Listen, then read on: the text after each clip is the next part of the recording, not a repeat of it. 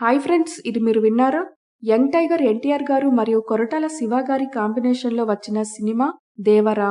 కాగా 2024 సెప్టెంబర్ 27వ తేదీన థియేటర్లలో విడుదలైన ఈ సినిమా భారీ విజయాన్ని అందుకుంది. అయితే దేవరా సినిమాకి రెండో భాగం ఉంటుందని డైరెక్టర్ కొరటాల శివ గారు ఇప్పటికే ప్రకటించారు.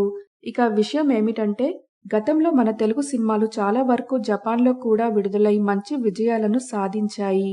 అయితే ఈ నేపథ్యంలో జూనియర్ ఎన్టీఆర్ గారి దేవరా సినిమాని కూడా 2025 మార్చి 28వ తేదీన జపాన్లో విడుదల చేయనున్నట్లు మేకర్స్ ప్రకటించారు. ఇందులో భాగంగానే దేవరా ప్రమోషన్స్ ప్రారంభించారు ఎన్టీఆర్ గారు.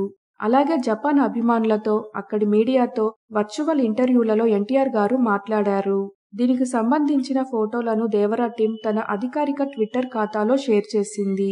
అలాగే దేవరా సినిమా ప్రమోషన్స్లో భాగంగా జూనియర్ ఎన్టీఆర్ గారు వచ్చే నెల మార్చి 22వ తేదీన జపాన్లో పర్యటించనున్నారని తెలిపింది. కాగా ఇప్పటికే ఎన్టీఆర్ గారు నటించిన బాద్షా, ట్రిపుల్ ఆర్ సినిమాలు జపాన్లో సూపర్ హిట్ అయ్యాయి.